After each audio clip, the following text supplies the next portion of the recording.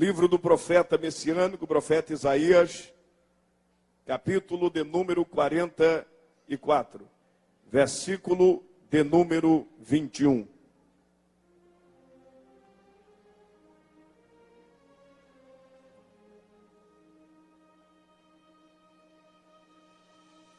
Quero agradecer a presença dos preletores, pastor Nerilda Cioli, nosso amigo, pastor Júlio Ribeiro, ministro de Deus, tenda do fogo, ministro de glória. Deus tem usado poderosamente, fez um excelente trabalho na noite de hoje, que Deus continue te abençoando. Que diz assim, quem achou, diga amém. Isaías 44, versículo 21. Lembra-te dessas coisas, ó Jacó, ó Israel, porquanto és meu servo, eu te formei, tu és meu servo, ó Israel, não me esquecerei de ti. Pegue na mão do seu irmão, por favor. Mais voz para mim no retorno e um pouco de grave, por gentileza. Diga assim para ele: o Senhor, teu Deus, jamais se esquecerá da sua vida. Podeis assentar adorando ao Senhor. Muito obrigado. Deus te abençoe. Senhoras e senhores, o capítulo de número 44, versículo de número 21, abordado, o texto sagrado, uma profecia direta do céu ao coração de um dos maiores profetas do Antigo Testamento, sendo este profeta considerado e conhecido como profeta messiânico, profeta Isaías. O tema da minha mensagem, eu quero pregar sobre traumas de um esquecido e trazer uma reflexão direta do céu para a terra, porque Deus preparou a noite de hoje como uma noite especial. Não estamos aqui simplesmente para que o nosso tempo seja garimpado, acrescentado, aumentado pelos horários, pelas nossas emoções, ou talvez pelos sentimentos de cada um. Se estamos aqui é porque uma vocação espiritual da parte de Deus foi revelada automaticamente ao nosso coração.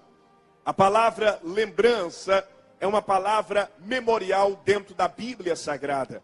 Desde o Antigo Livro até o Novo Testamento, a aliança da graça de Cristo com Deus para Israel e para os gentios, a verdade não pode deixar de ser verdade, pois isto é uma realidade. Não há como eu esconder dos irmãos esta verdade bíblica. A mente de Deus é uma mente eterna.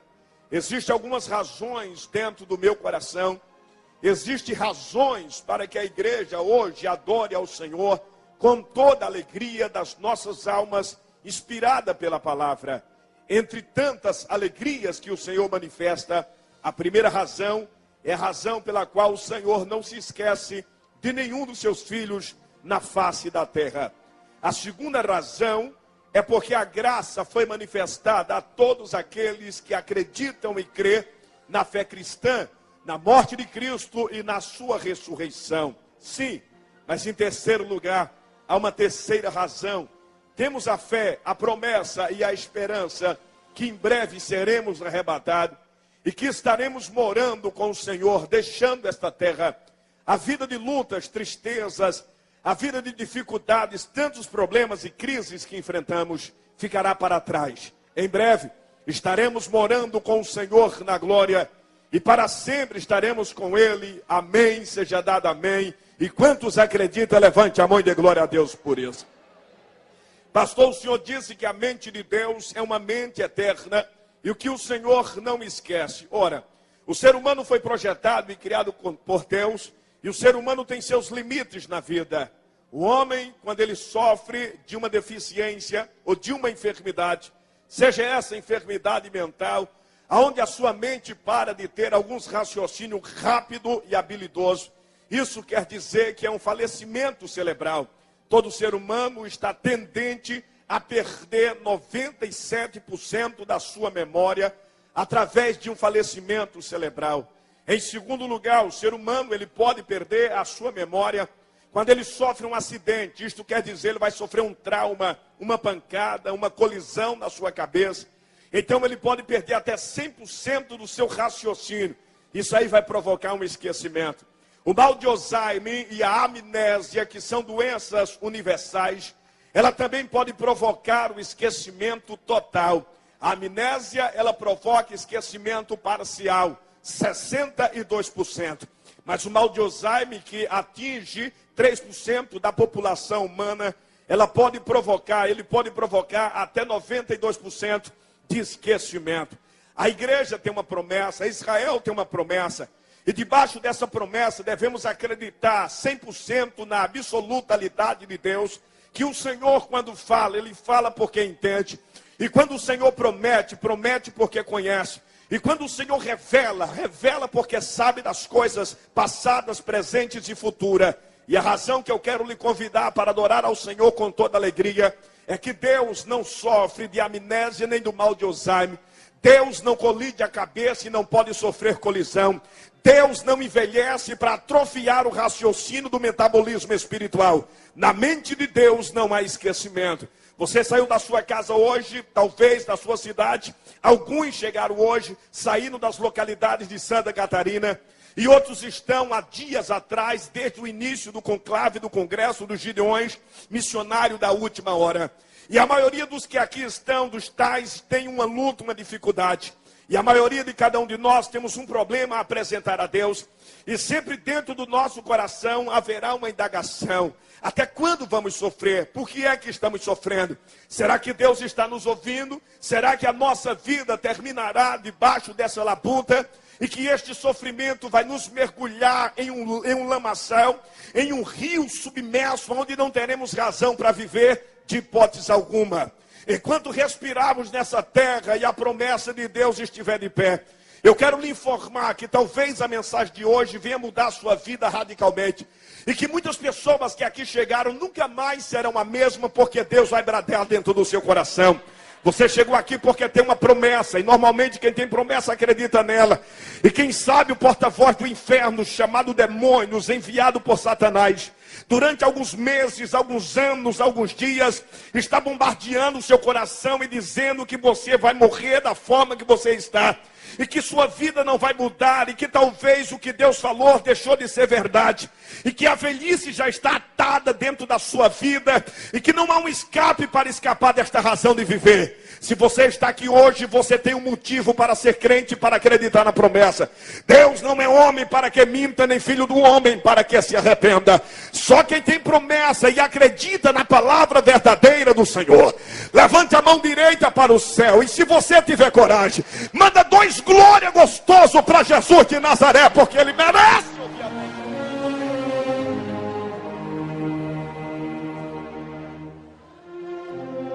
O primeiro trauma de um esquecido se chama descompensação. A palavra descompensação significa tirando de alguém aquilo que ele recebeu de Deus por herança. Esse é o primeiro trauma. Todos nós temos traumas que marcam a nossa vida.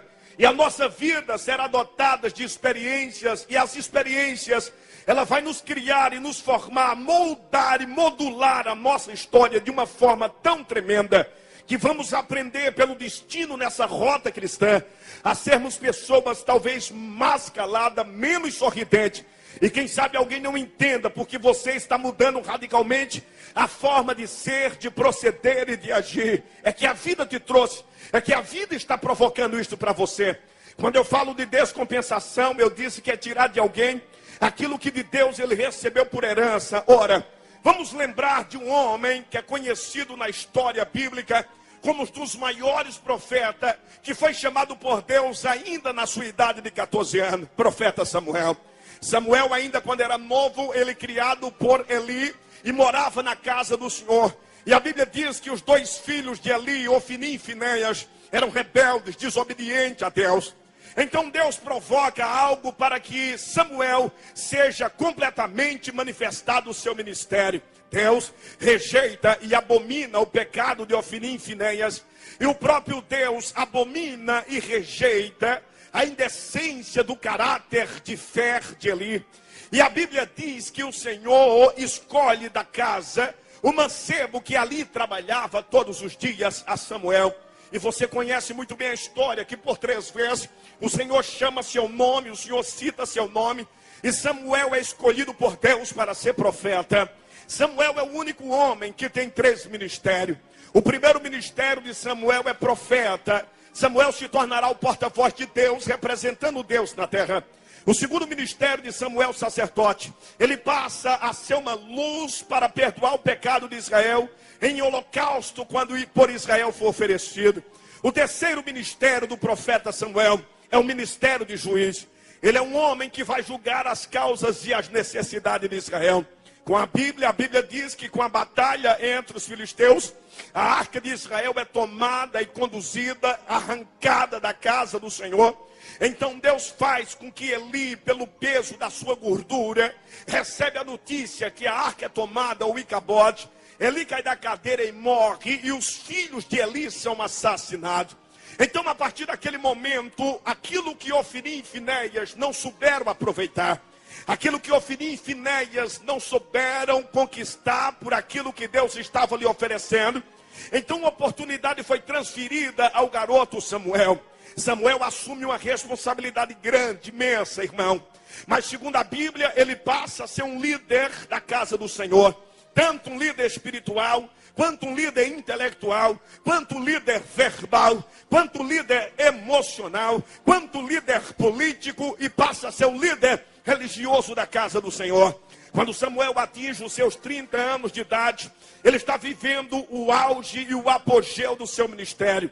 Todo mundo queria ser igual a Samuel. As jovens, as moças que casavam e engravidavam, elas desejavam que o nome dos seus filhos fossem chamados Samuel.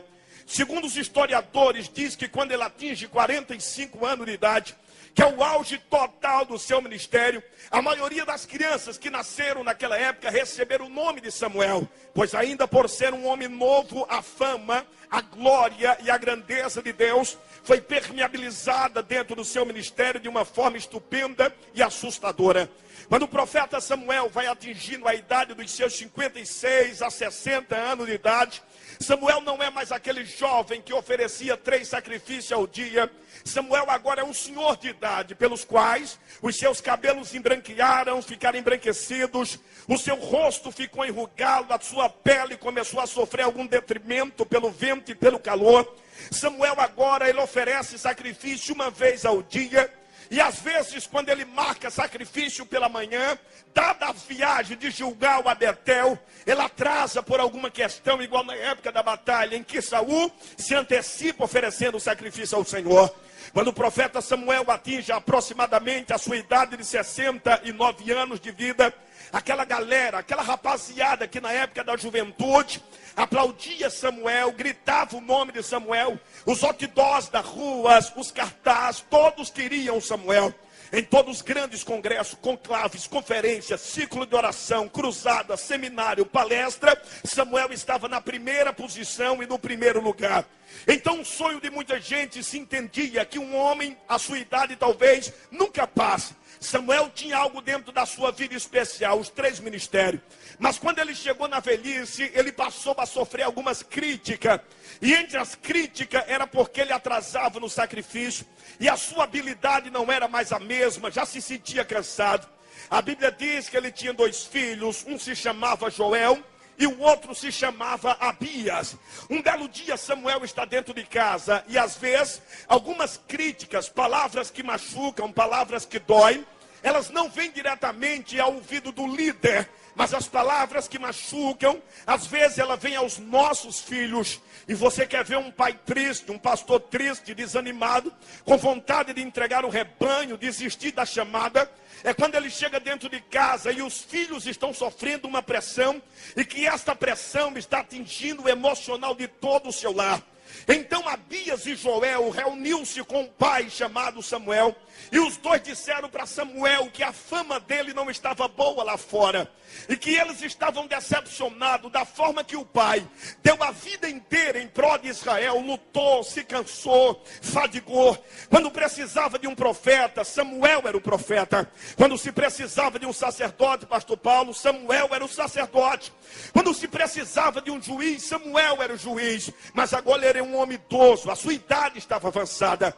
Então agora ele escuta da boca dos seus filhos que há um falatório lá no meio da rua, que uma boa parte, não era todo mundo, era uma boa parte da congregação de Israel, estava pedindo com muita veemência que Samuel entregasse e renunciasse o seu ministério. Então eles contam para Samuel que o povo está pedindo o seu ministério, que o povo não quer mais o seu ministério. Se existe algo que mata o ser humano, se existe algo que destrói o ser humano, talvez não sejam palavras à cara. Se existe algo que mata o ser humano, talvez não seja uma surra de chicote ou de madeira. Se existe algo que destrói o ser humano, é quando o ser humano ele dá a vida inteira com amor, com carinho, fazendo tudo o que é certo, de acordo com aquilo que Deus exigiu da vida dele, e que ele entende que no final da sua vida, este mesmo povo que ele ungiu, que ele orou, aqueles que ele viu crescer quando era criança, que se tornou jovem, que casaram, aquele que ele assistiu, que aplaudia ele no dia do seu aniversário, e dizia para Samuel que ele era o cara, era o profeta, e que nunca trocaria ele por ninguém. O que mata o ser humano se chama desprezo. Então Samuel, ele agora passa a auto se deteriorar espiritualmente. Ele passou a entender que o seu valor só foi valor quando era novo, e que agora depois de idoso já não tinha mais valor. Então Samuel, depois de Moisés, é o segundo homem que entra no estágio de depressão, pastor Moisés. Sabe o que é que ele faz? Ele entra dentro da sua casa, fecha a sua porta, ele pega seus dois filhos, Joel e Abi, e coloca na frente do rebanho, mas ele faz algo como Eli também fez, entendendo que isso era o certo. Como Deus não tinha determinado que ainda não era tempo dos filhos assumir o rebanho da casa de Israel, então Samuel se isola. Se pregava, ele parou de pregar. Samuel cantava, parou de cantar. Samuel era um mega inteligente na lei de Deus, entendia os parâmetros de juiz em todas as diretrizes. Samuel parou de ler o livrão. Aquele povo que ouvia Samuel alegre e feliz, então agora está entendendo, está percebendo que Samuel está recuado.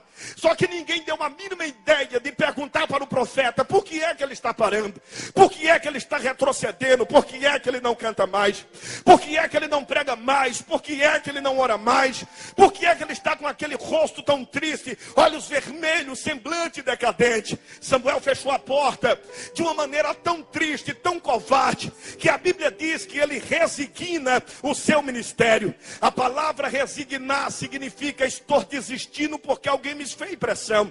A palavra resignar significa estou abandonando o meu ministério porque alguém não gosta mais de mim. A palavra resignar significa não quero mais prosseguir porque me acho incapaz de fazer aquilo que Deus me entregou. A palavra resignar significa estou entregando as minhas 3 credenciais. A primeira credencial de profeta, a segunda de juiz, a terceira de sacerdote. A palavra resignar significa renuncio à chamada de Deus, porque o povo que dizia que me amava não me ama mais. Eu quero colocar isso na sua mente como homem de Deus e como profeta, e tenho certeza que a noite de hoje será algo diferenciado para a sua vida. Deus não me trouxe aqui para brincar de lengo-lengo e de quero-quero. Deus me trouxe aqui para profetizar para você. Quem te deu esse ministério não foi o homem. Quem te deu essa chamada não foi o homem. Quem te escolheu desde os 14 anos não foi o homem. Quem te chamou no ventre da tua mãe não foi o homem. Quem te levantou para ser profeta não foi o homem. Quem te exerceu como juiz não foi o homem. Eu acredito que Deus te levantou para fazer o diferencial na terra, mas algumas pessoas não querem pegar na tua mão, algumas pessoas não querem te abraçar. Eles entendem que teu tempo passou, eles entendem que para você não tem mais jeito, eles compreendem que sua história acabou, e eles querem arrancar de você aquilo que Deus te deu. Se Deus não tomar, o homem não toma. Se Deus não arrancar, o homem não arranca. Se Deus não tirar,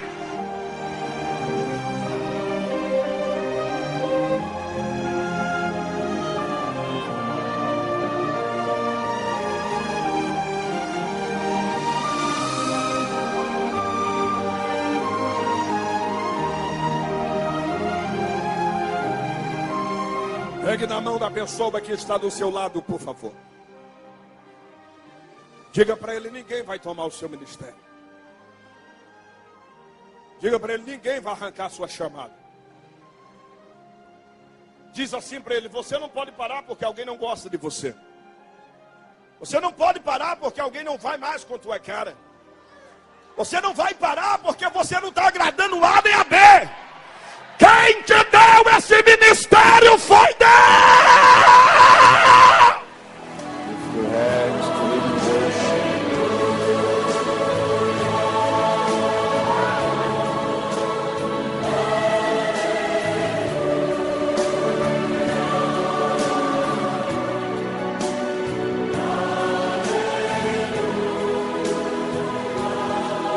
O profeta Samuel, ele entra dentro de casa e está triste.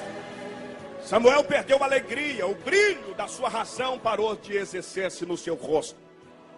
Então naquele momento eu vejo Deus tratar Samuel como um pai trata o filho.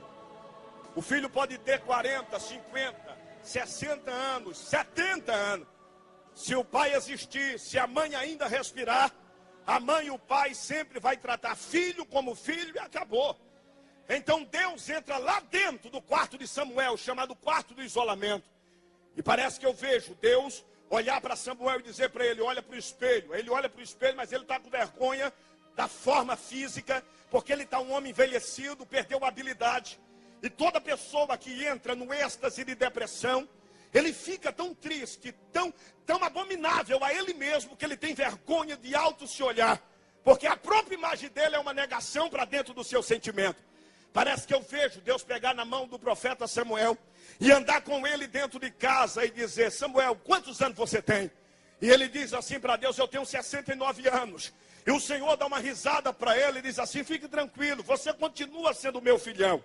Você se lembra quando você tinha 14 anos, que eu brinquei com você dentro do quarto de Eli, chamando o seu nome por 3 vezes, de tal forma que você pulou da cama assustado, perguntando para o velhote quem era que lhe chamava? Era eu. Para mim você é a mesma criança, você é o mesmo garotão, você é o mesmo menino. Você não vai parar porque esses linguarudos querem que você pare.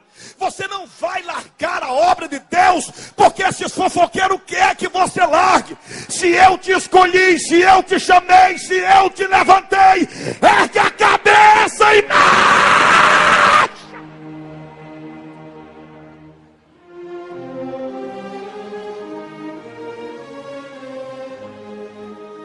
Segundo trauma de um esquecido se chama desilusão. Pastor Adeildo, o que significa desilusão? Todo mundo nesta vida passa e já passou por desilusões. Se eu perguntasse, tivesse o privilégio de sentar do lado de cada um de vocês e perguntasse a você, assim como muitos desejam, sentasse comigo e me fazer muitas perguntas do tempo que na rua eu estive e vivi, eu lhe responderia coisas e você me responderiam também algo, coisas amargas que se machucam. Todos nós enfrentamos desilusão. Pessoas que você depositou sua confiança, pessoas que você acreditou, pessoas que você tinha ele como espelho, como exemplo, foram pessoas que não vigiaram, talvez cederam sua vida às tentações, às luxúrias e às paixões da carne, e isso fez com que as pessoas transgredissem as ordens de Deus. E para você, eles talvez eram considerados estrelas, talvez era considerado mestre da sua própria caminhada. E você olha para você mesmo e diz: tal pessoa, tal fulano me provocou uma baita desilusão. Talvez você esteja desiludido com as próprias atitudes que você tomou na sua vida ao longo de tantos anos que você está vivendo. Quer ver uma coisa? Vamos lembrar de Ló. Quem era Ló? Ló era sobrinho de Abraão. A Bíblia diz que basto rico, o Senhor engrandeceu Ló em bens e fazenda. E a Bíblia diz que assim da mesma forma Abraão, seu tio, mas a chamada era diretamente para Abraão. Quando o Senhor disse: sai da tua terra, da tua parentela e da casa do teu pai, vai para uma terra que eu te mostrarei. Então naquele momento, quando Abraão sai para peregrinar, Ló entende que o seu tio é um homem experiente e que através do seu tio a bênção pode chegar sobre ele. Então Ló segue ao seu tio e a Bíblia diz que ambos enricou Abraão e Ló. E na fazenda de Ló e de Abraão começou a ter um atrito chamado contenda e confusão. Como Abraão era um homem como eu e como você, que não gostamos de encrenca, de confusão, de diz-me-diz, conversa vai, conversa vem. Abraão colocou na balança e chamou seu sobrinho Ló. e disse: vamos nos apartar. Se você escolher a direita, eu escolho a esquerda. Se você escolher a esquerda, eu escolho a direita. Mas eu não quero ter inimizade com você, meu sobrinho. Então a Bíblia diz que Ló ergueu seus olhos e olhou para a cidade de Sodoma e Gomorra. E naqueles dias, a cidade de Sodoma e Gomorra parecia o jardim de Deus. A palavra parece quer dizer que não é original. Existe cópia, fotocópia, existe xerox, existe algumas pessoas que imitam, outros que querem ser, outros que tentam ser, mas seja original. Então Ló, ele tenta no mínimo ter uma participação nesta realidade. Ló desce para Sodoma e Gomorra, que parecia o antigo jardim, parecia o paraíso do Senhor. Mas passados alguns anos, Ló tinha filhas e uma esposa. Segundo a Bíblia, Ló descobre que naqueles dias, dentro do seu lar, um espírito de prostituição, de sodomismo passa a governar. A mulher de Ló não quer ir mais para a igreja. As filhas de Ló saem da casa do Senhor. E Ló passa a enfrentar agora uma desilusão. Eu imagino que Ló, dentro de casa, quando ele parava para jantar, para almoçar e refletir, eu penso que Ló dizia: puxa vida, quando eu estava vindo para Sodoma e Gomorra, eu imaginava que isso aqui era um pedaço do céu. Que cidade linda. Mas acabou minha família, estou desiludido. De uma forma tão tremenda que o Senhor um dia chamou Abraão. E o Senhor disse: ocultaria eu alguma coisa do meu servo Abraão? Abraão é meu amigo. Então naquele momento Deus disse: eu estou mandando 2 anjos na cidade de Sodoma e Gomorra. E aqueles 2 varão vão dizer para Ló escapar por sua vida. Sodoma e Gomorra é uma cidade podre que cheira mal diante das minhas narinas. Quando os homens do Senhor, os anjos, entram na casa de Ló e diz assim para Ló: escapa-te por tua vida, e ao se retirar da cidade não olhes para trás. Eu penso que naquele momento a maior alegria de Ló foi quando ele entrou. E uma alegria maior, 1000 vezes mais, era quando ele estava saindo de Sodoma e Gomorra. Eu penso que Ló dizia: graças a Deus, a minha família será retomada à casa do Senhor. Eu vou voltar a ser o que era, a minha casa será a ser a casa que era. Mas a Bíblia diz que quando começou a chover fogo sobre a terra, a mulher de Ló não vigiou, porque ela tinha alguns aprescos dentro da cidade de Gomorra. A mulher de Ló foi envolvida exatamente por luxúria e pela vaidade e pela riqueza, porque em Sodoma e Gomorra Ló se tornou um homem rico. E uma vez que ela olhou para trás, ela pagou com sua própria vida e pela sua ignorância. Agora Ló fica exatamente só Ló e as suas filhas, e perde a esposa. Eu penso que quando Ló entrou dentro da caverna, a Bíblia diz que ele chega assim embriagado de vinho. A maneira que o homem tem às vezes para tirar algumas mágoas, algumas tristezas na sua vida, se chama desabafo. Mas para os grandes filósofos intelectuais, ele diz que a bebida, um pouco com palpito de álcool dentro de si, ela pode levar o coração à altura e à alegria. Isso quer dizer que o álcool pode arrancar da mente do homem algumas luxações chamadas mágoas. E naquela época eles bebiam exatamente para esquecer alguns problemas, pois na graça não se precisa isso. Temos Jesus e o Espírito de Deus que pode arrancar da nossa vida toda tristeza. Quem crê, levante a mão e dê glória a Deus. Toda angústia e toda melancolia. Então Ló se embriaga, e eu penso que Ló começa a escrever uma página da sua vida e dizer: eu passei por desilusão. Se eu olhar dentro do olho de cada um que aqui estão olhando para mim, fitos com seus olhos atentos, vocês podem me dizer qualquer momento, a qualquer instante, que cada um já passou por desilusão.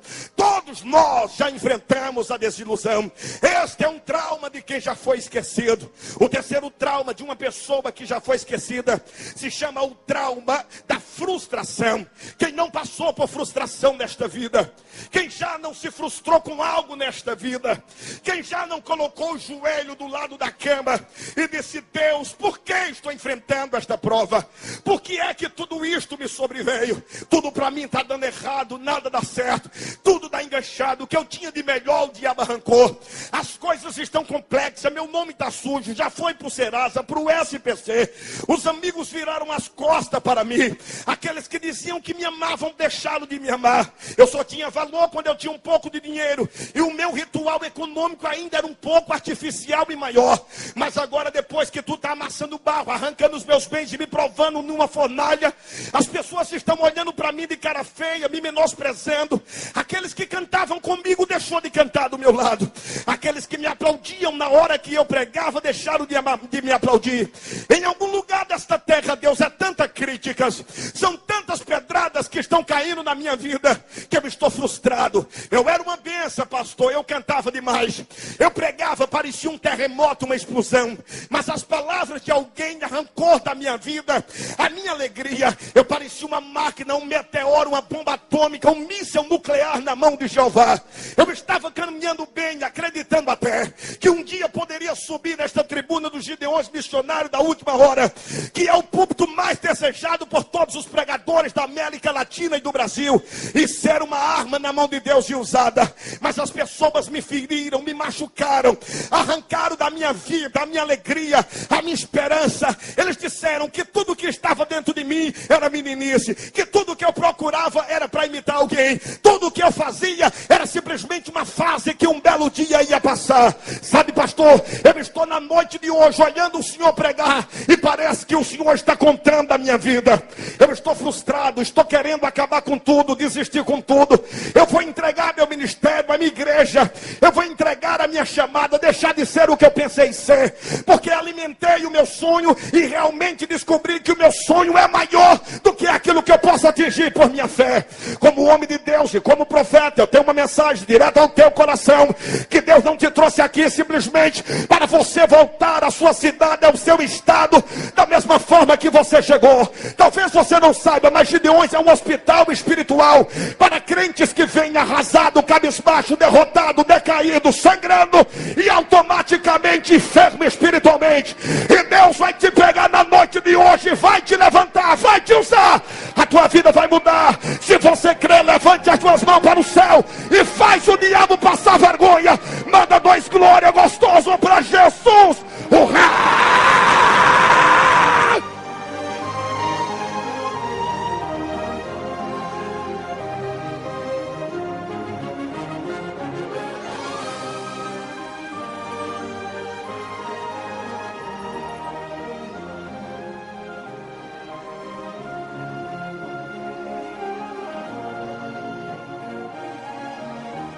Existia uma mulher dentro da Bíblia, que até então a Bíblia diz que ela sofria de uma hemorragia. A hemorragia era provocada por alguma consequência pecaminosa. A Bíblia diz que aquela mulher, 12 anos, gastou o seu dinheiro simplesmente para curar uma enfermidade que hoje é tão simples ser estancada dentro de uma maternidade, de um hospital público, ou até mesmo no hospital particular. Segundo a Bíblia, ela vai gastando os valores que ela tem.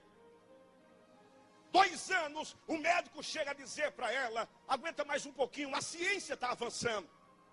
Daqui a poucos dias, quem sabe você é curada. 3, 4, 5 anos, ela volta no convênio médico. E o médico, querendo ganhar o dinheiro dela, como muitos fazem hoje, e diz assim para ela: aguenta mais um pouquinho. Está vindo um especialista da Arábia ou do Oriente, e ele me disse que está descobrindo uma forma de estancar o teu sangue. 7 anos se passam, e ela não tinha uma caderneta de poupança, como na época não tinha uma bolsa de valores para investir. Ela não tinha uma agiota para buscar emprestado, pois na época o agiotismo dentro de Israel era condenável. Então dá 8 anos, e ela vai alimentando a esperança que vai ser curada. Mas tudo que se sai do nosso corpo e não se retoma, nem na vitamina, nem na proteína, pode se tornar mortal e assassina o nosso sangue. 11 anos ela gasta tudo que tem. O ano seguinte está se aproximando. E de repente ela vai sonhando e dizendo: eu só tenho dinheiro para mais 1 ano. Eu não tenho dinheiro para mais 2 anos. O médico pergunta para ela, e quem sabe na hora de fazer a inscrição, a secretária diz assim: é tanto, X, tem mais dinheiro para a próxima? E ela diz assim: eu só tenho mais dinheiro para 3 meses. Então avisa para o médico que ela tem mais dinheiro para 3 meses. Ela gasta os 3 meses que tem. Quando ela paga a última consulta, o médico abre o livro, chama ela no seu consultório e diz: durante 12 anos eu não achei a cura para você. E você tem mais um pouco de dinheiro? Ela diz: eu não tenho mais. Meu marido me deixou, não tenho mais filho. Sou abandonada da sociedade. Agora, só para você sentir na pele a realidade da mulher. Até enquanto ela tinha dinheiro, o sumo sacerdote e o sacerdote Anás e Caifás esconderam a mácula da hemorragia. Sendo hemorrágica, não podia sair na cidade, pois automaticamente ela tinha que morrer e ser apedrejada. Mas ela pagava suborno, ela pagava pedágio para sobreviver. As pessoas conheciam a história dela, ela não escondeu por 12 anos. Ela simplesmente pagou para sobreviver. A mesma coisa é hoje. Quem tem muito fala, quem não tem não fala. Quem tem muito tem para andar, entrar, sair, pisar. Quem não tem fica calado e se assiste. Quando você não tem fama, ninguém não te olha, não te abraça, ninguém te beija. Tu és simplesmente o irmãozinho da igreja. Que igreja tu é? Eu sou da congregação fulana. Ah, tudo bem. As pessoas te menosprezam, te olham com aquela cara de nojo. Como se você simplesmente fosse um zero à esquerda e nasceu para ser o pior membro da casa do Senhor. Quando Deus te pega e começa a abençoar a tua vida, trocar a tua história, exaltar teu nome, mudar os teus caminhos, aparecem amigos de verdade e amigos interesseiros. Eu tenho alguns amigos que me seguem até hoje. Antes da fama, antes de ser conhecido, não sou famoso. O povo gosta do ex-menino de rua. Convida para pregar. Já preguei em muitos países. Conheço o Brasil no Apó da Uchuí. Prego todos os dias na pátria brasileira. Escolho a agenda. Prego aqui, prego ali, prego lá. Igreja tal, igreja tal. Nem que eu viro 1000 não dá para me atender às agendas que o Senhor me deu. Ora, mas eu me lembro de tempos atrás. No ano de 1995. Eu não quero dizer o nome da cidade, porque talvez tenha alguém de lá aqui e vai se lembrar muito bem. Eu fui convidado a pregar em um congresso. E naquele ano seria o maior congresso que eu estava pregando como iniciante. A minha filha tinha acabado de nascer. A minha filha tinha aproximadamente 7 meses de idade. Fui eu e minha esposa para a cidade. O ônibus estourou o pneu, sofremos acidente. Eu me lembro que nós chegamos na cidade e já era tarde. O congresso iniciaria às 6 horas. Pastor muito radical. Ele fez o congresso abrir a partir das 5 horas. Eu cheguei com curativo. Minha esposa não tinha comido. A minha criança não tinha se alimentado. Não tinha dinheiro para comprar fralda descartável. Era simplesmente a fralda de pano. Então, por não ter dinheiro para andar 2 dias e 2 noites dentro do ônibus, porque a igreja pagou a passagem, mas a igreja se esqueceu que 3 barrigas precisa de comer. No mínimo uma coxinha, um cachorro quente na parada de ônibus. E eu me lembro que nós chegamos 7h20 da noite. Chamei o diácono na porta do ginásio e disse assim para ele: eu sou o pregador da noite, avisa para o pastor que eu cheguei. Ele olhou para mim e disse assim: olha rapaz, não sei se você ainda vai pregar. Ele foi até o pastor em cima do púlpito. Me lembro como hoje, o pastor falou para ele: avisa para esse pregadorzinho que nem começou a pregar, já está chegando atrasado dentro da igreja. Ora irmão, vamos convir comigo. Eu tinha sofrido um acidente, não deu tempo de chegar na hora determinada. As pessoas falam coisas sem conhecer e sem ter certeza daquilo que está falando. Naquele momento eu falei para ele: mas eu estou sem comer. Eu ainda prego à noite. Ele disse: o pastor falou que pregador que chega tarde, que nem começou e ainda não é famoso, não é digno de pregar em cima do púlpito dele. Eu disse: mas eu preciso me alimentar, eu e minha esposa. Ele falou assim: olha, vai para a escola, está aqui atrás do ginásio. Eu fui para a escola. Quando eu cheguei na escola 8 horas, estava fechado. Perguntei aos 2 jovens que estavam na frente da escola se tinha alimento para mim, minha esposa e meu filho. Ele disse assim: o alimento é só quando terminar o culto. Primeiro os obreiros jantam e depois os crentes e depois você. Eu me lembro que o culto acabou aproximadamente 11 horas da noite. Aquele pastor com a comitiva de obreiros chegou a passar na minha frente, passou na frente da minha esposa, na frente da minha filha. Eu estendi a mão para dar a paz do Senhor para ele e dizer que estava alegre em estar na cidade. E explicar para ele que eu cheguei tarde, não porque eu queria, mas porque o ônibus quebrou. E o vidro tinha estourado no meu rosto e provocou uma cicatriz no meu rosto. Quando eu fui dar a mão para ele, ele virou as costas para mim. E de longe, aproximadamente 4 metros, ele disse para mim: nem começou, já está chegando tarde, você não prega mais no meu congresso. Eu comecei a chorar, minha esposa começou a chorar. Porque eu olhava para minha filha e sentia que ela estava toda assada. Não tinha dinheiro para comprar fralda, não tinha dinheiro, nós não tínhamos se alimentado. Aproximadamente 10h40, ou seja, 11h40 da noite, ele termina de jantar junto aos pastores. Ele disse assim para mim: fica na frente da escola, eu vou ver aonde é que você vai se hospedar, para não dormir na rua. Eu fiquei das 6 horas da tarde até as 4h20 da manhã esperando ele me buscar, ou mandar alguém me buscar para me abraçar, para dizer alguma coisa. Frio, sem blusa, estava chovendo e garoando. Quando foi 4 horas da manhã, um pastor que é muito amigo meu, Deus providenciou que ele estava pregando a 30 quilômetros na frente dessa cidade. E você sabe, como muitos interior no Brasil, que para você chegar a certa cidade, você tem que passar com a rodovia no meio da própria cidade.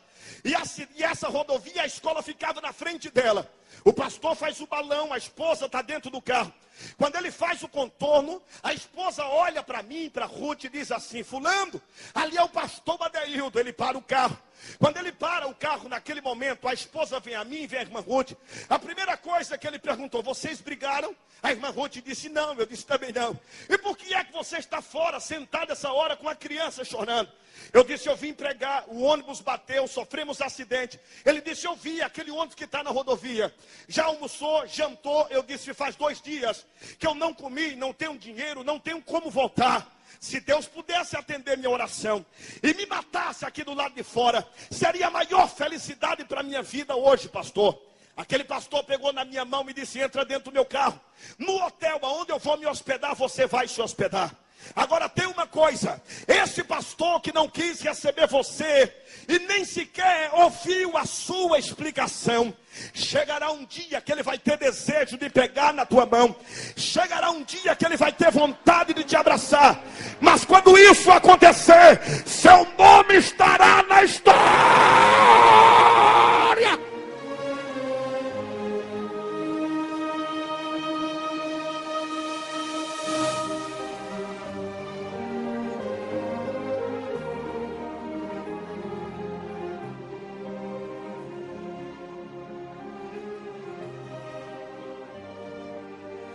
Terminou o Congresso dos Gideões 2008. Eu preguei a mensagem: o preço de uma chamada missionária. Eu estou descendo a rampa lateral que até então havia. E quando eu vou descendo a rampa, muitos jovens irmãos queriam tirar foto comigo. E de repente eu vejo um homem com um bigode grande querendo me abraçar. A minha esposa pegou no meu braço, perguntou quem era. E quando eu olhei para ela, eu percebi que ela lembrou do ano de 1995 e quem era a pessoa que queria me abraçar. Deus disse assim para mim: não pague o mal a este homem, não faça isso. E naquele momento eu tentei recuar, eu lhe juro que eu fui recuar, porque quem apanha não esquece, quem já foi humilhado não se esquece, quem humilhou esquece, quem bateu esquece, mas quem já foi chutado não esquece. Isso marca, é traumas na nossa vida. E eu me lembro que o Senhor disse assim para mim: abrace ele. E quando eu fui abraçar ele, ele colocou sua cabeça no meu ombro e começou a chorar. Mas ele chorava com um gemido tão forte que eu comecei a ter compaixão da vida dele. Naquele momento, em palavras terra e trêmula, eu me lembro como hoje, ele disse assim as seguintes palavras para mim: que bom que Deus te exaltou. Agora eu sei que quando Deus promete, Ele cumpre a sua palavra. Eu te humilhei no ano de 1995. Eu era pastor presidente de um campo de mais de 6.000 pessoas. Eu tinha mais de 70 igrejas. Talvez você não saiba, mas eu vim pedir sua ajuda. A minha esposa me abandonou. Meus filhos me deixaram. Sou eu e uma congregação hoje porque eu caí em pecado. Eu tenho 70 crentes. Estou passando fome. O povo está me estilingando. Eu gostaria de saber se você pode me deixar eu pegar o seu nome, emprestar o seu nome, e eu usar o seu nome para que o povo venha à minha igreja e dizer ao povo que você vai pregar na minha igreja. Será que você deseja pregar na minha igreja, pastor? Eu virei as costas para ele, recebi um tapa de Deus, e Deus me disse: não vira as costas para ele. Diga para ele que você vai pagar o programa de rádio na cidade. Diga para ele que o programa de televisão também você vai patrocinar. Diga para ele que você vai pregar 4 noites e você não vai pregar uma noite. O mal que lhe fizeram simplesmente é um bem que trouxeram para a sua vida. Quando eu falei para ele que retornaria para a cidade e que disse a ele: pode anunciar meu nome na cidade, ele me arrastou para a cidade dele. Em 15 dias, quando eu cheguei na cidade, os hotéis superlotados, a cidade tomada, o prefeito foi me recepcionar. E quando eu subi no palanque, que eu abri meus olhos, mais de 15.000 pessoas em plena praça pública. Deus falou para mim, pode tirar a oferta. Eu cheguei a tirar a oferta, deu quase 40 mil nas 3 noites. Na última noite ele me levou na secretaria e disse, eu vou dar metade da oferta para você. Eu disse para ele, eu não preciso, Deus tem me abençoado. Seja tudo para a tua alma, para a tua vida, paga a tua dívida.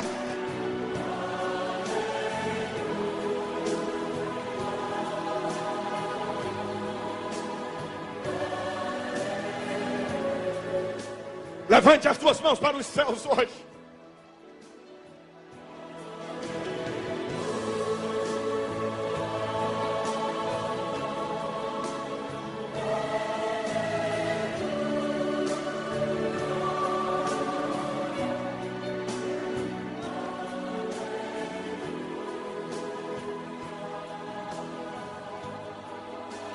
As pessoas te julgam pela aparência.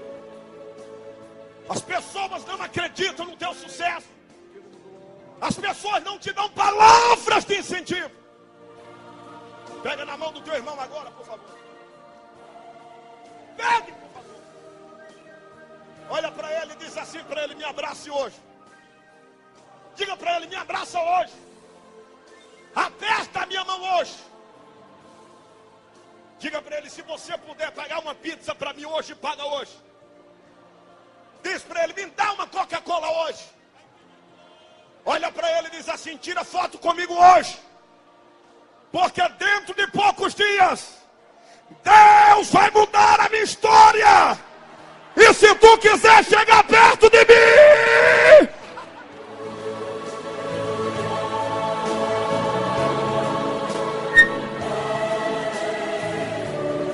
só quem tem promessa, levante a mão para cima. Receba!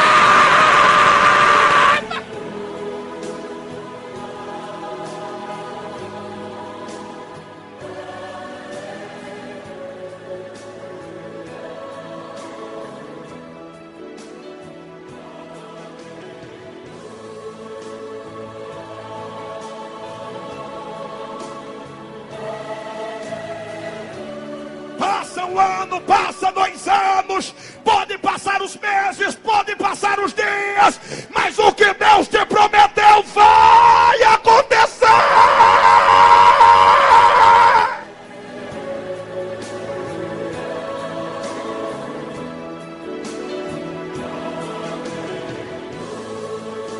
Dê um abraço no seu irmão, dê um abraço na sua irmã. Entrego a mensagem de Deus para ele hoje.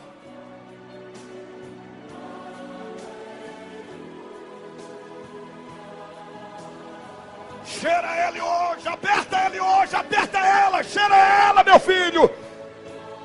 Porque os maiores púlpitos do Brasil vai conhecer o nome dele, vai conhecer o nome dela.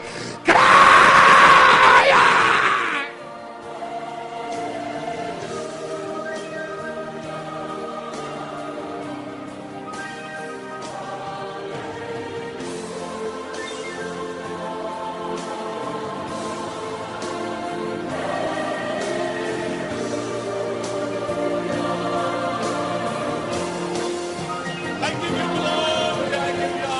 Só quem está sentindo, adore, adore, adore, adore, adore, adore, adore.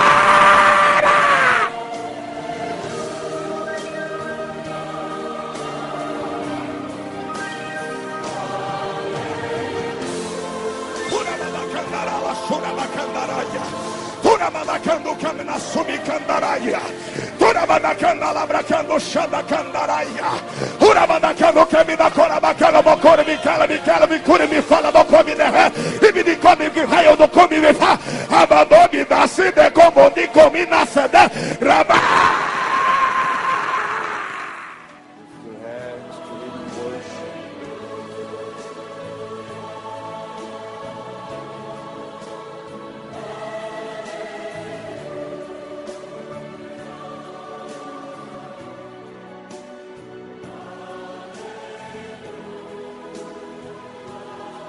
O tempo da frustração está acabando. Sente para adorar a Deus, ouvindo a palavra.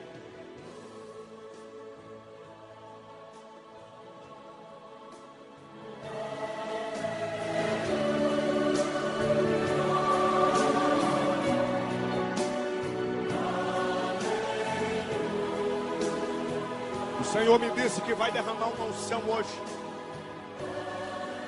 tão tremenda na tua vida, que de dentro do pavilhão até a tua casa hoje vai receber o milagre da parte de Deus. Manda 2 glória gostoso para Jesus, porque Ele merece. Frustração. Depois que ela estava tão frustrada,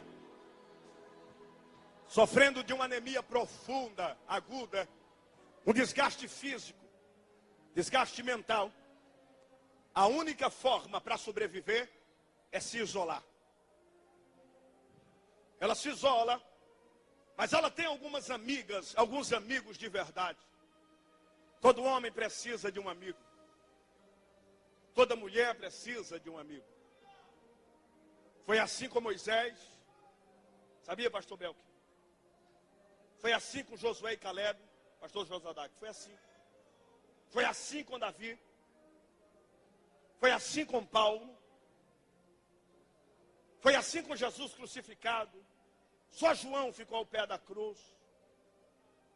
As pessoas perguntam, o que era que João dizia? Eu acredito que João dizia, morra, mestre, não tem problema. Mas eles vão ouvir falar da sua ressurreição. Suporte. Todo homem precisa de um amigo. Amigo para interceder, amigo para orar. Amigo que quando você está triste, ele vem e te consola. Amigo que quando você quer entregar tudo que você recebeu de Deus, ele diz assim, calma, espera mais um pouco. Deus vai te ajudar. Amigo nas crises, quando as portas se fecham, ele chega para você e diz assim, eu tenho um pouco. Igual quando Saul estava no carvalho de Tabor. Lembra quando Saul estava no carvalho de Tabor? Tinha um que tinha vinho, alegria, não deu. Tinha um que tinha cabrito, dinheiro, finança, também não deu. Mas tinha um que tinha 3 pão, amigo. Olhou para Saul e disse, eu te conheço, eu sei que você está andando com Samuel. Para você estar passando pelo sepulcro de Raquel e carvalho de Tabor, é porque Deus é contigo. Eu tenho 3 pães, Saul. Era para mim, mas eu vou dividir. Um meu, um do teu servo e um para você. Amigo para isso. Amigo é para dividir, rachar o que tem, chorar, gritar, gemer, pau para toda a obra. Amizade serve para isso. Senhores, eu acredito que ela tinha amigo, viu, pastor Alexandre? Ela tinha amiga. Alguém chegou para ela e disse assim, olha, tem um homem chamado Jesus, que ele é um espetáculo hoje. Aonde ele passa, milagres acontecem. E quando ele não faz milagre, quem crê e toca nele é curado. Mas uma pessoa deprimida, ela tem 3 motivos para auto se destruir. Primeiro, a doença levou ela a um caos de destruição. Ela entendia que estava condenada à morte. Segundo, ela entendia que ao sair na rua, ela estava se expondo a ser assassinada. Terceiro, ela compreendia que se não alimentasse a esperança dela, ela mesma morreria. Escuta, irmão. Existem coisas que dependem só de você. A esperança é dividida em 3 partes. Primeiro, alimente a esperança, que é sua. Se você não alimentar a sua esperança, ela morre. Segundo, você tem que se alimentar da esperança que tem. Se Deus te deu um sonho, acredita nele. Terceiro, se você não defender a sua esperança, os que estão em volta de você vão matar você. Eles não vão defender o teu sonho. Eles não vão defender a tua esperança. Eles vão tentar arrancar a esperança que está dentro de você. Eu imagino que ela tem amiga e disse, Jesus passa na cidade. Um belo dia, Jesus está passando na cidade. E ela saiu do monopólio, daquele mausoléu terrível, abriu a porta, refrigerou a alma e disse, é só eu e ele agora. Eu sei que eu estou desgastada, perdi sangue demais, a minha força se foi, o meu poder aquisitivo acabou. Mas eu creio que se eu tocar, pelo menos na orla do manto, do vestido dele, eu vou ser curada. Quando Jesus está passando na avenida, milhares de pessoas gritando, Jesus, Jesus, Jesus, Jesus. E ela sai no meio da multidão. Ela tem que romper uma crise pela frente. A primeira crise, emocional. A primeira crise, emocional. Ela tem que tirar força da onde não tem. Ela tem que pôr para funcionar a fé. A segunda crise é física. Ela não tem sangue, está fraca. Mas ela acredita que Deus pode ajudá-la mesmo na fraqueza. Mas ela tem outra crise. é aqueles que estão em volta, que quando descobrir que aquela mulher amarela, anêmica, pálida, é aquela que tinha hemorragia, talvez o médico mande matá-la diante da lei dos fariseus. Ela sai cortando a multidão. Se você não lutar pelos teus objetivos, você vai fracassar.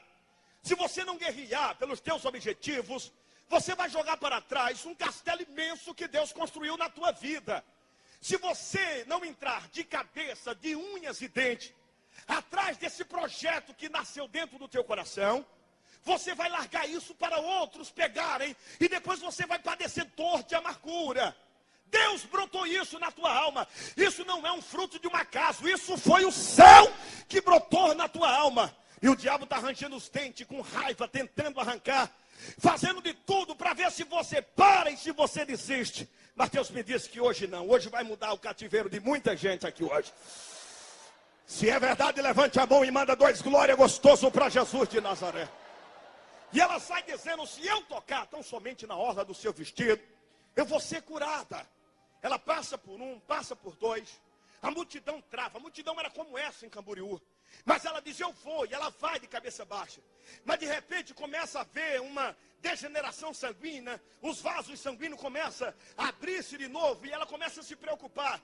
Ela não sabe se dá 10 passos à frente ou atrás, mas ela imagina, eu tenho que tocar nele, eu tenho que chegar nele, eu tenho que tocar na orla dele, eu vim tocar nele, eu só saio daqui curada, só saio daqui com a vitória, ninguém me tira que eu toco nele. Dá licença, dá licença, dá licença, dá licença.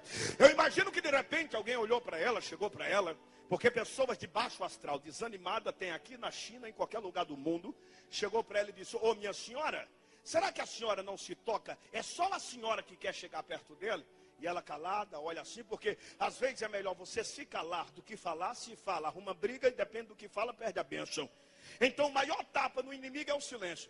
A Bíblia diz que quando Sanbalaque e Tobias foi criticar o povo de Neemias, se você ler capítulo 1, 2 e 3, descobre que em nenhum momento Neemias perdeu tempo para bater boca com Sanbalaque e Tobias. Irmão, não se gasta saliva com gente baixa.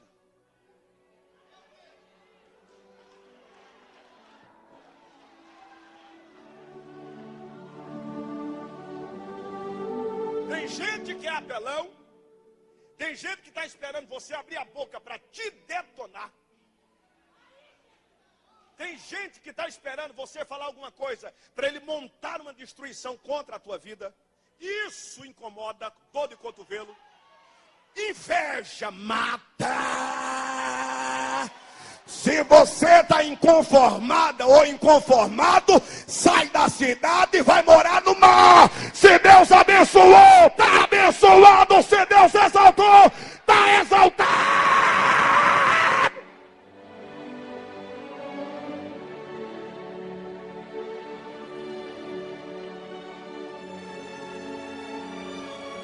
Só quem está recebendo o que Deus está falando, levante as mãos. Diga para o irmão, segura firme. Não desanima. Escute. A Bíblia diz que naquele momento havia aproximadamente 28 mil pessoas. 14 mil mulheres. Aí só vai ela, como se fosse a enxeridinha, dizendo, dá licença. Eu imagino que as outras olharam e disseram assim, ô amostradinha, só você quer chegar lá? E ela diz, não, eu vou tocar na orla dele. As outras dizem, só tocar? Todo mundo quer tocar nele, enxerida.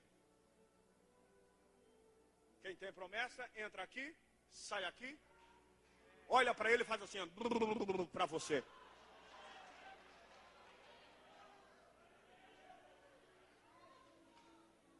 De repente os discípulos fez aquela cruzada de segurança.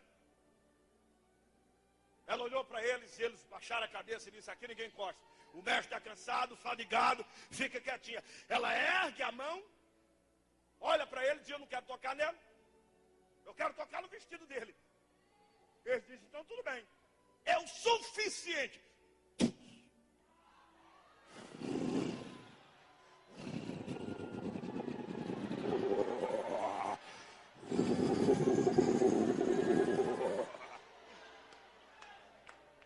Aí ele grita, quem me tocou?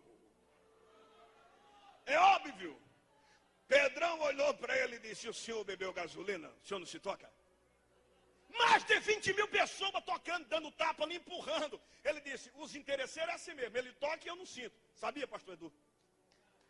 Mas aqueles que tocam para receber é diferente. Eu estou perguntando quem tocou e arrancou de mim o milagre. Quem? Sacode a mão e dá glória. Quem me tocou?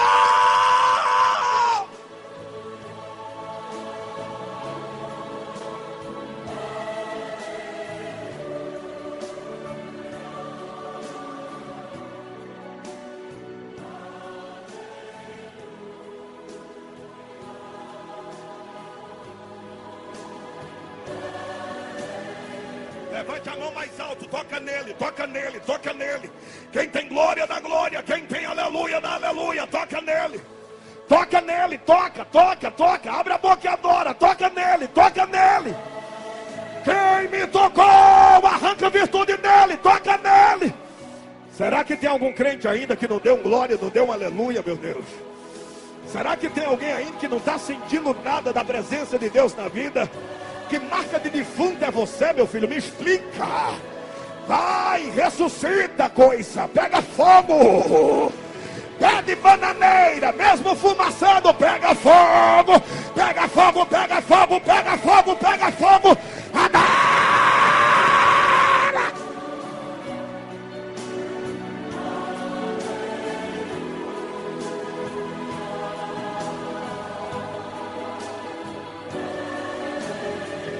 Chacoalha teu irmão, chacoalha tua irmã aí. Diz assim pra ele: eu vim tocar no mestre hoje, eu vim tocar. Eu vim tocar. Cadê? Quem vem tocar? Vai tocando, toca, meu filho. Amandominacia, urabada candara xandaraia. Toca. Lá atrás, toca. Vai tocando. Olha aí, olha o milagre aí. O Senhor me disse que está mandando uma unção de milagre na tua vida hoje. As enfermidades vai sair. Este câncer vai sair. Este mal vai sair. Jesus vai te batizar a partir de agora. Comece a receber poder.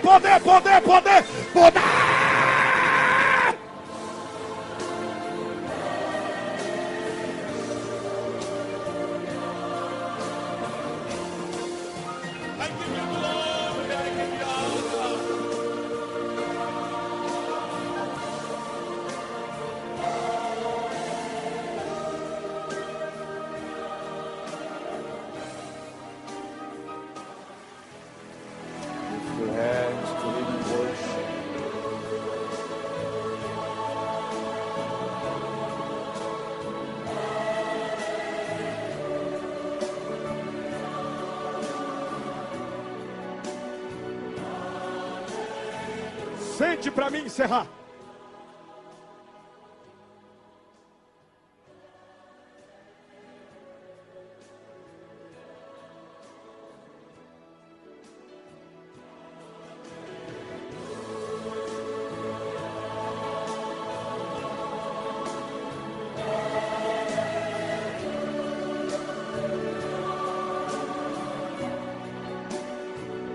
Olha aí, meu filho.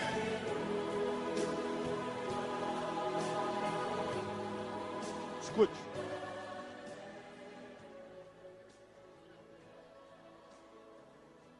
Terceiro trauma de um esquecido: decepção. Pegue na mão da pessoa que está do seu lado aí, por favor. Diga para ele: quem nunca passou por decepção?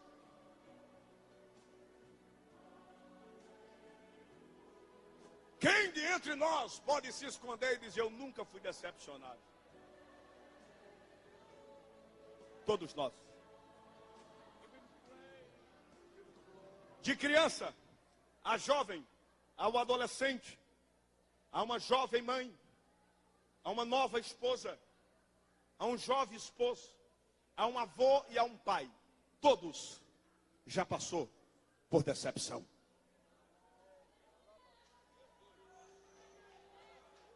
Quer ver? Segura.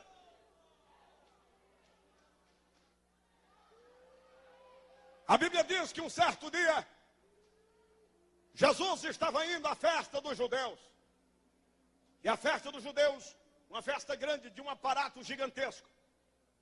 Não se sabe se é Páscoa, primícia ou Pentecoste. Mas era uma festa, diga bem alto, festa. Diga comigo, grande festa.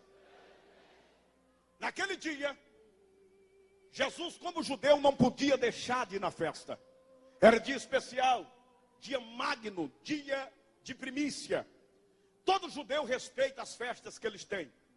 Tanto as de quarentena, quanto as de dezenas, quanto as festas centenárias, ou festas milenar. Na íntegra, respeita. Mas no Antigo Testamento diz que, se o homem obedecesse à ordem do Senhor e os seus mandamentos, a bênção de Deus repousaria sobre ele, família, sobre a terra, sobre a herança, sobre a posteridade. O Senhor disse que, se Israel não obedecer os seus mandamentos, a maldição viria sobre filhos, pais, herança, até a quarta geração. Para quem não saiba, então entenda, a lei de Deus era assim. O homem era justificado pelas obras. Se o pai pecasse, haveria 4 maldições que seguiriam até a quarta minha geração. Primeira maldição, molestia física, enfermidade. Segunda maldição, se durante 400 anos filhos não nascessem doentes, então a terra produziria, mas os inimigos comeriam o que era meu. Terceira maldição, Deus mandaria uma peste chamada praga hereditária. A praga hereditária provoca enfermidades com sequela, cegos, mancos, aleijados e ressecados. A quarta maldição seria trancar as madres das filhas de Israel para não dar à luz a filhos. Quando Jesus nasceu, a Bíblia diz que Jesus nasceu para desfazer as obras de Satanás. Aí você me diz, mas o Senhor disse que a maldição era o ápice da lei. Entenda, Satanás, ele contaminou a lei de Deus. E para a lei se tornar perfeita, Cristo nasce para que nele se cumpra toda a justiça do Pai. O único que não peca no olhar, no pensar, no ouvir, no falar, no agir, nem obras, nem ações, nem pensamento.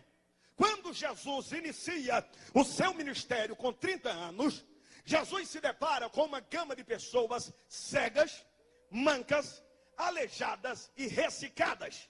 A Bíblia fala sobre 5 tipos de enfermidade. A primeira enfermidade foi a da alma, lá no Jardim do Éden, quando Adão e Eva pecou. A segunda enfermidade é a descongelação de uma vida eterna, quando o fruto da vida e do conhecimento do bem e do mal foi retirado. O corpo se define em enfermidade. A terceira enfermidade é a enfermidade emocional, psíquica. A quarta enfermidade é a velhice. Todo homem tem que chegar à idade maior, pois se não morrer ainda jovem, a única forma de partir é uma enfermidade lhe obtendo na sua idade maior, na velhice. A quinta enfermidade é demoníaca. Jesus se depara com 5 tipos de enfermidades na terra. A Bíblia diz que um belo dia, indo ele à festa dos judeus, ele desiste de ir na festa. Ele não vai à festa dos judeus, ele deixa a festa dos judeus. Aí você me pergunta, por que, pastor? Não se sabe se alguém lhe fala ou se alguém lhe lembra. Mas do nada, ele diz assim, eu não vou entrar na festa. Os discípulos param, parafuso afrouxa, pira o cabeção e diz assim para ele, o senhor não vai entrar na festa? Ele diz, não. E o senhor vai aonde? Ele diz, eu vou no tanque de Betesda. Quem lê a história do tanque de Betesda, imagina a história mais simples para se pregar. Deixa eu extrair as belezas deste tanque de Betesda. O tanque de Betesda é considerado subterfúgio. O que é um subterfúgio? Uma porta secundária que Deus criou para pessoas enfermas ir até ela, esperar o movimento das águas, e o mesmo que tivesse força para mergulhar no dia que o anjo balançasse as águas, seria curado. Havia muita reclamação nos céus de pessoas que chegaram lá há 15 anos atrás, mas por não ter parente, por não ter amigo, alguns entraram na frente, banharam-se primeiro, pois o anjo descia como um ato de competição. A lei de Deus, ela tinha 4 brechas. A primeira brecha: se minha esposa desse à luz a um filho defeituoso, então a lei dava o direito da minha esposa amamentar a criança até 6 anos de idade.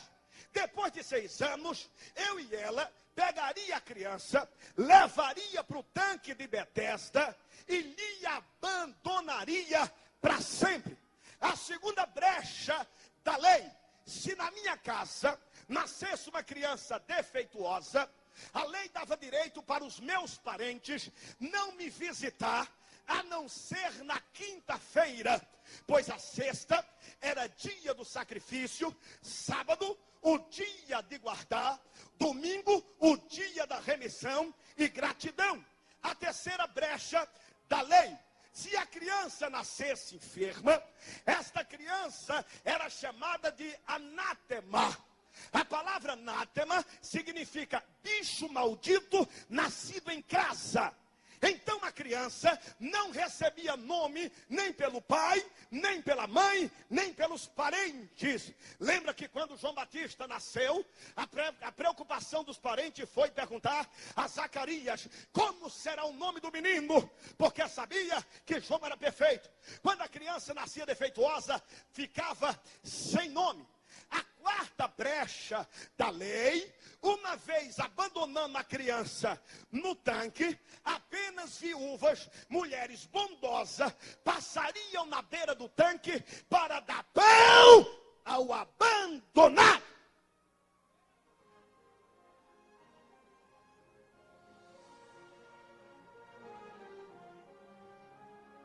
Respira fundo que vem coisa aí.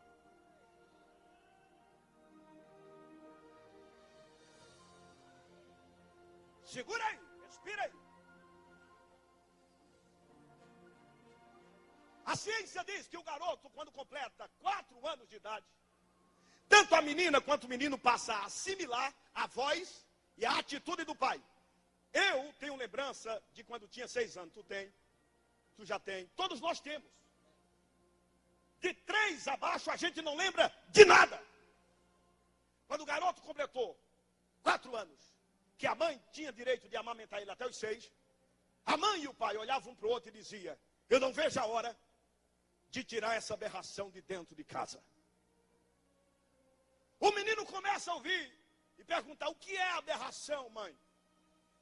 E ela olhava para ele, e a lei fazia com que ela dissesse para ele: conjuro-te, anátema. A mãe, toda vez que dava hora de mamar, chorava. Se ele fosse nascido perfeito, a mãe sorria. A criança era amamentada 3 vezes: pela manhã, à tarde e na hora de dormir. Na hora que ia colocar ele no leito, a mãe chamava o marido e dizia: eu estou contando no meu dedo, nos meus dedos, o dia de arrancar essa maldição de dentro da minha casa. Quando ele completa 6 anos, quinta-feira, o sumo sacerdote bate na porta, derrama água em volta da casa, chama o atalaia para tocar a trombeta, e ele faz um toque semelhante a esse.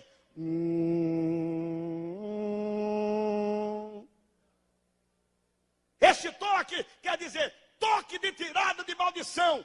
Quando o garoto escutou esse toque, eu penso que da cama ele grita e olha para a mãe e diz: mãe, por que eu nasci aleijado? Que mal que eu lhe fiz, mamãe, para a senhora me jogar fora? Não leve eu para o tanque, mamãe. Eu penso que ela olha para ele e diz: não, mas mamãe vai lhe visitar, é necessário. Mas dentro da alma de uma criança que vai ser abandonada, Eu imagino que ele diz: a senhora nunca mais vai me ver, mamãe. Por quê, mamãe? Quando é sexta-feira à noite, a família vem para casa, canta, se alegra pela última vez. Arranca o menino, sai um cortejo na rua. A mesma cama onde ele foi criado é a cama que tem que ser deixada na beira do tanque.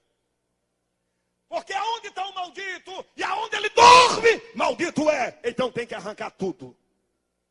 Roupa, sapatinhos, camisetas, shorts, lençóis. Eles arrancam. E pela primeira vez ele vê um culto na rua em homenagem a um maldito que pediu para nascer sem nascer maldito. O povo cantando: show, maldição. Vai embora, maldição. Já era maldição. E a mãe dizia: você é uma pedra de tropeço na minha família. Meus parentes deixou de me visitar porque tu nasceu praga. Tu nascesse para ser uma aberração na minha história. Muita gente acha você uma pedra de tropeço. Muita gente acha você um maldito que nasceu simplesmente para conquistar demais, sem pedir licença a ele. Muita gente acha você como um estrofo no meio da tua família. Deus me disse hoje que desde a tua quarta geração até essa geração que tu nasceu, a tua casa terá que reconhecer o ministério que Deus te entregou.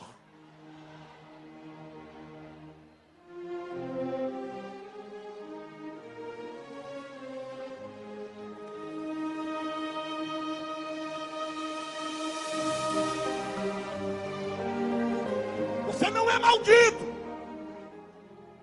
Você não é um estrondo. Você não é uma aberração. Bate no ombro dessa pessoa aí e diga: eu sou um vaso escolhido, que vou fazer a diferença para essa geração. Manda 3 glórias gostosas para o mar.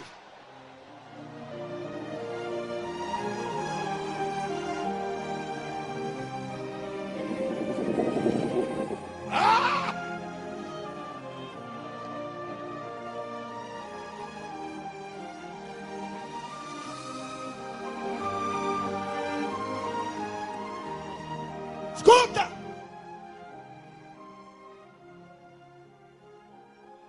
Jesus deixou a maior festa de Bob, de nome. Jesus deixou a mídia e disse: eu vou numa festa onde só tem desgraçados. Ninguém quer que ele vá lá, mas ele vai hoje. Ninguém quer que ele te abrace, ele vai te abraçar hoje. Ninguém quer que ele te dê vitória, ele vai te dar vitória hoje. Ninguém quer que ele te abençoe, levante a mão aberta para receber, vai te abençoar. Lift your hands to him in worship.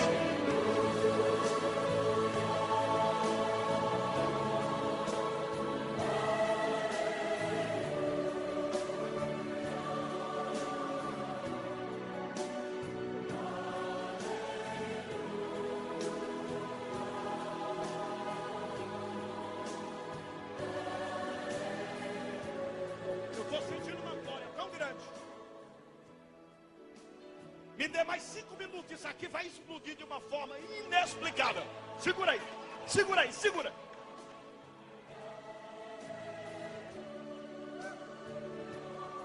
Segura, olha aí. Jesus diz assim: eu vou ao tanque. Eles param, olham para ele, dá aquele sorriso amarelo, porque em todo lugar tem alguém que dá um sorrisinho amarelo para você, pensando que está te humilhando, esse besta. Tu sorri amarelo porque tu já é um amarelo feio. Irmão, não tenha medo de cara feia, não. Não tenha medo de quem vira as costas para você, não. Não tenha medo de ameaça, não. Tu nascesse com promessa, tu és vencedor, tu vai conquistar. Isso não vai destruir teu ministério, não, rapaz.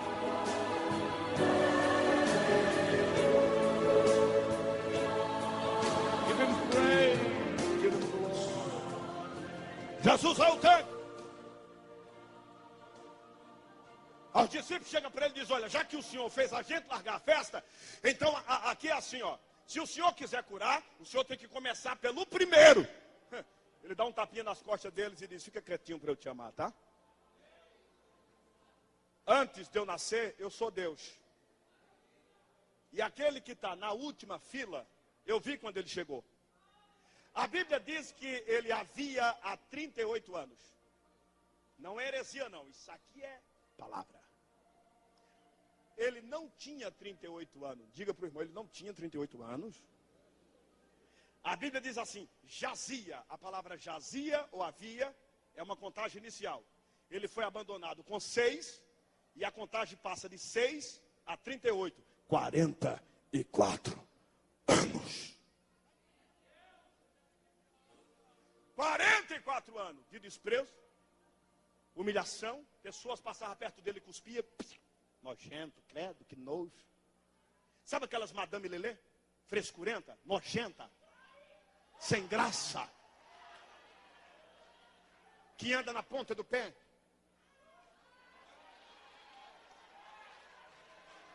Parecendo a fada madrinha. Para de ser bestalhada, mulher. Sabe aqueles filhinhos de papai, Mauricinho, passando perto dele? Credo, papai, que nojento aqui, hein? Nossa, papai, aqui só tem gente feia, derrotada. Vamos ver quem é derrotado. Jesus deixa a festa dos Mauricinhos, das Patricinhas, porque o pau estava quebrando lá, o vinho estava rolando, e ele disse: eu vou para o congresso da desgraça. Vou para lá. Eu vou pregar onde ninguém quer. Ele estava dizendo: eu vou para a favela. Eu vou entrar na Rocinha agora. Eu estou entrando no presídio. Rapaz, Jesus deixou as mega cruzadas brasileiras e está dizendo assim: ó, eu vou aonde ninguém quer ir, quer ver? Aí o discípulo disse: então aqui tem que curar o primeiro. Ele deu um cala-boca em todo mundo. Aí o anjo descia em tempo. Depois que Jesus chegou lá, até o anjo não desceu mais. Ele olhou para o anjo e disse: olha, como você está descendo e fazendo confusão, não desça mais, fica aí.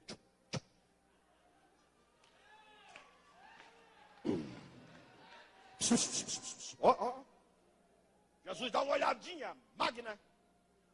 Vai lá no último da fila, bem folgado, porque Jesus tinha um jeito assim, bem distraído, bem folgadão. Não dava bola para ninguém, meu filho. O cara vinha banhando ouro. Um fariseu rico uma vez levou ele na casa dele, achando que ia impressionar o mestre.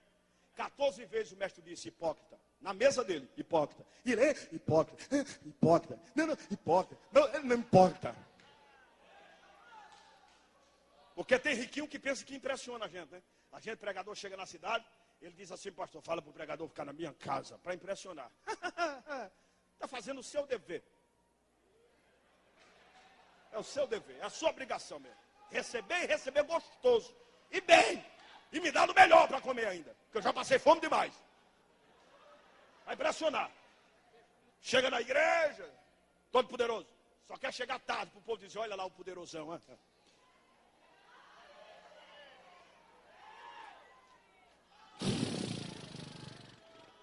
Vou quebrar você no pau agora, segura.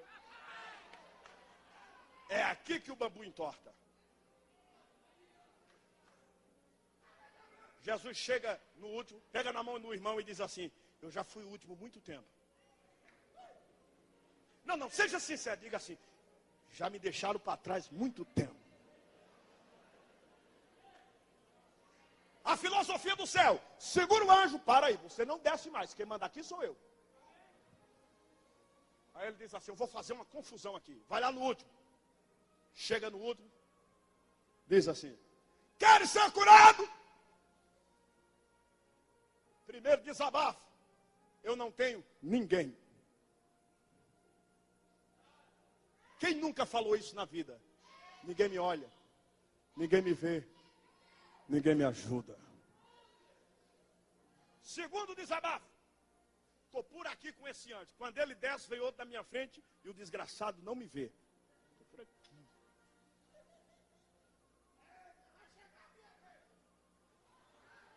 Terceiro desabafo.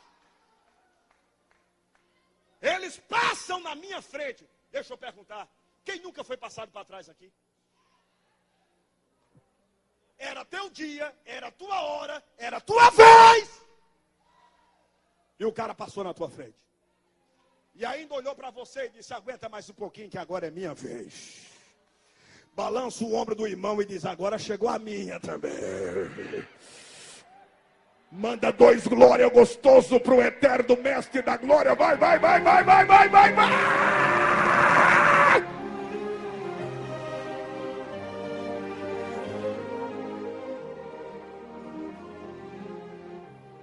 Diz assim para ele, estou deixando a fila. Não, fala forte, diga, estou deixando a fila.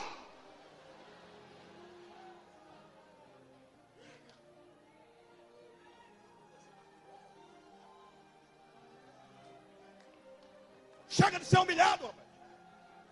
Chega de ser capaz. Tu não é cauda, mulher. Tu és herdeira. Deus te levantou para ser profeta.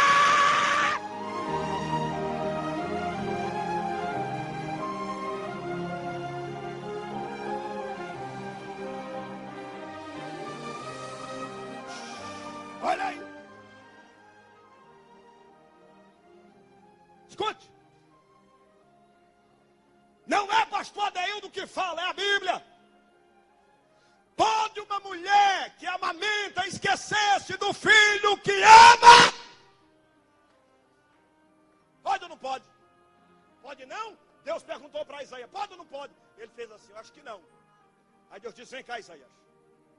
Todavia, se essa viesse esquecer de você, eu, o Senhor, jamais me esquecerei. Quem não lembra do caso da Isabela?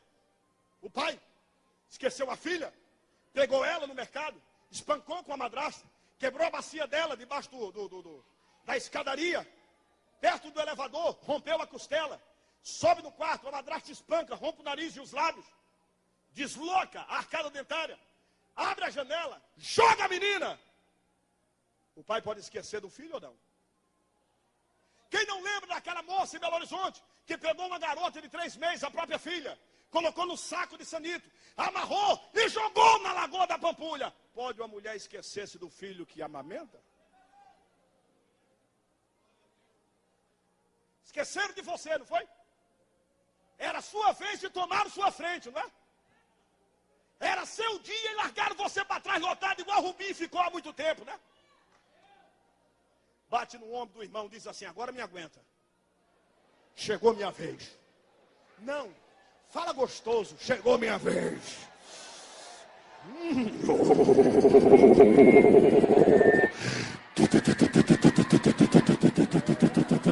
Joga a mão pra cima, rasga teu grito.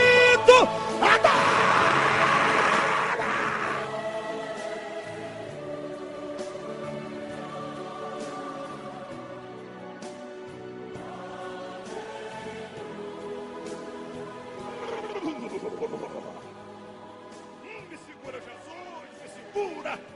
Agarra o menino que ele está doido.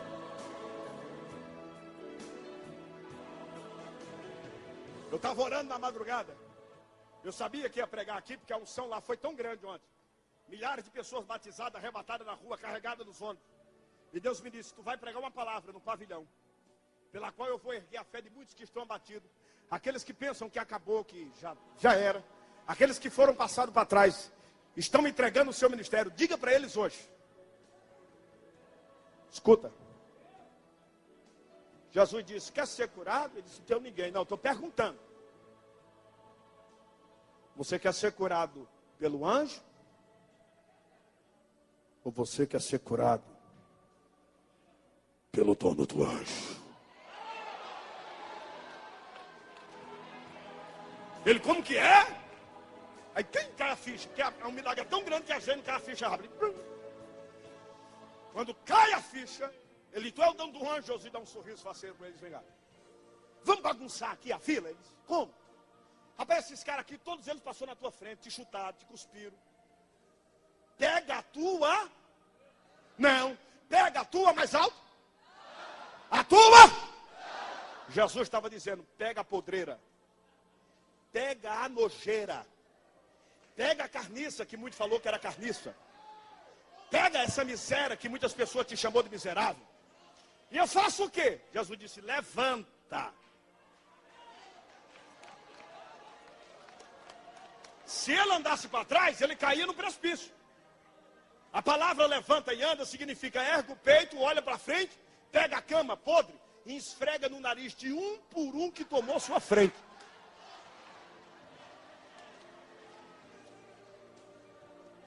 Olha, me dá licença, me dá licença. Irmão, me preste essa cadeira branca, que é mais leve. Deus vai te honrar por isso. Faz de conta que a cama é a cama. Olha o mistério. Quando ele pegou a cama velha, Jesus disse, anda. Ele olhou para trás, Jesus disse, não, meu filho. Essa fila deixou você para trás há 38 anos. E quando eu faço um milagre, é para bagunçar tudo. Como assim, senhor? Pega a cama, ela não fede mal, desfede. Esfrega no nariz de um por um até... Você sabe que crente vitorioso é folgado. Ele saiu assim, ó. Dá uma cheiradinha, dá uma cheiradinha, dá uma cheiradinha, dá uma cheiradinha, dá uma cheiradinha, dá uma cheiradinha, dá uma cheiradinha.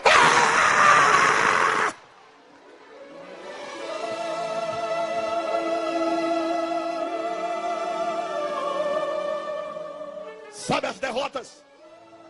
Sabe os fracassos? Sabe os desânimos? Sabe aquelas calúnias que te machucaram? Jesus disse, agarra tudo, faz assim. Faz. Diz assim, agarrei, pastor. Jesus diz, levanta para cima, levanta assim. Olha para o irmão. E diz assim, me dá licença, irmão. Diz assim, me dá licença. Mas a minha vitória e a tua é tão grande hoje, que eu vou esfregar na cara do inimigo. Faz assim. Esfrega. Esfrega. Esfrega. Tira o pé do chão, dá-lhe um glória pela vitória.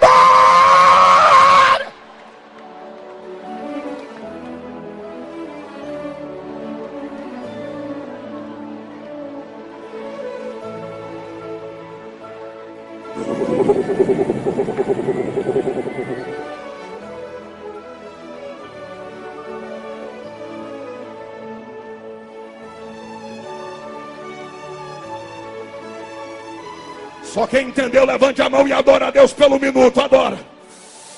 Quem tem glória, dá glória. Quem tem aleluia, dá aleluia. Adore, adore, adore, adore, adore, adore.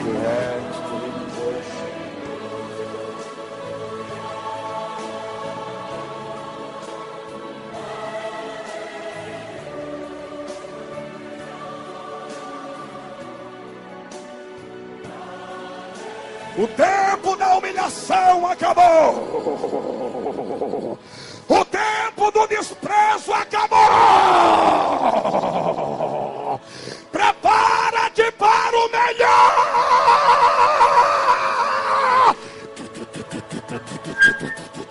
A banda canda camandora banda candara candou bandala subite cambada se candala se candaba e me do que bafa subitandara. Essa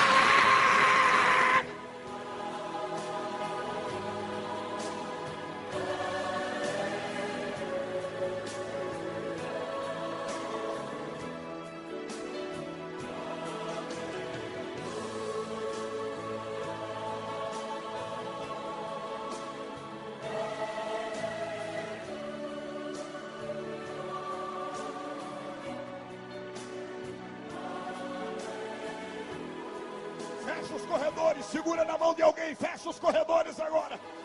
Meu Deus! Eu tenho que profetizar.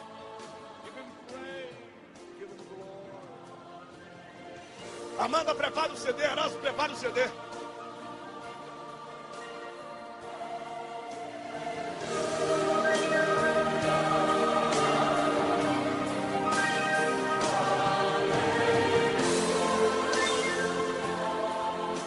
Diz assim comigo, chegou o tempo de deixar o tanque. Diga, chegou a hora de largar a cama velha. Diga, chegou meu tempo. Estou dando a volta por cima. Com as mãos, segura uma na outra, olhe para mim. Depois que ele esfrega no nariz de todo mundo, agora ele tem que se apresentar a duas pessoas. A primeira cantou quando ele foi deixado pela mãe, sacerdote. A ordem era, te apresenta ao sacerdote. Jesus estava dizendo, aquele pastorzão que te abandonou, vai lá nele. Aquele Zé Grandão que disse assim, você com essa fitinha, vai lá nele agora. Aquele grandão que virou as costas quando você disse, eu quero ir na tua igreja, vai lá nele agora. Cantaram quando viram você sofrer. Agora eles têm que mudar a letra do hino, meu filho. Quem te viu chorando agora vai ter que te ver sorrindo. Quem te viu na prova agora vai ter que te ver saltando de alegria. Quem te viu de cabeça baixa agora vai te ver de cabeça erguida. Quem te viu lamentando agora vai te ver adorando a Deus. Aproveita que o milagre chega.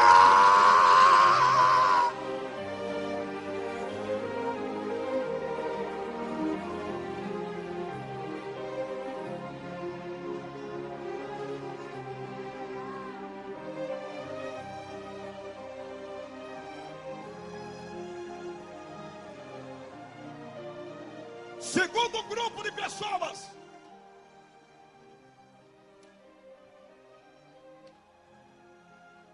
ele está com 44 anos, pastor Nerildo. A mãe e o pai estão com 70 anos, vivos. O sacerdote oferece o sacrifício, porque é obrigatório pela lei. Uma vez que o milagre é realizado, Deus seja louvado, com 3 novilhos. E agora, Edu? Ele olha para Jesus, e agora, Senhor? O Senhor diz, pega a cama. Vai para a tua casa, de onde tua mãe te tirou. Jesus está me dizendo, tudo aquilo que você perdeu, tudo aquilo que o diabo arrancou das tuas mãos, hoje, agora, 11h20 da noite, ele disse que está colocando 1000 vezes mais.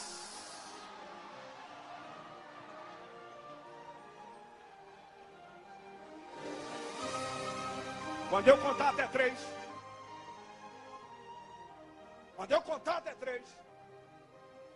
você diga para alguém mais próximo, tudo que você perdeu. Quando eu contar até 3, você diz, tudo que você perdeu, o Senhor vai devolver em dobro, 1000 vezes mais. 1, 2, 3, fala. Agora só para o diabo passar vergonha. Tira o pé do chão. Pisa na cabeça da serpente. Esmaga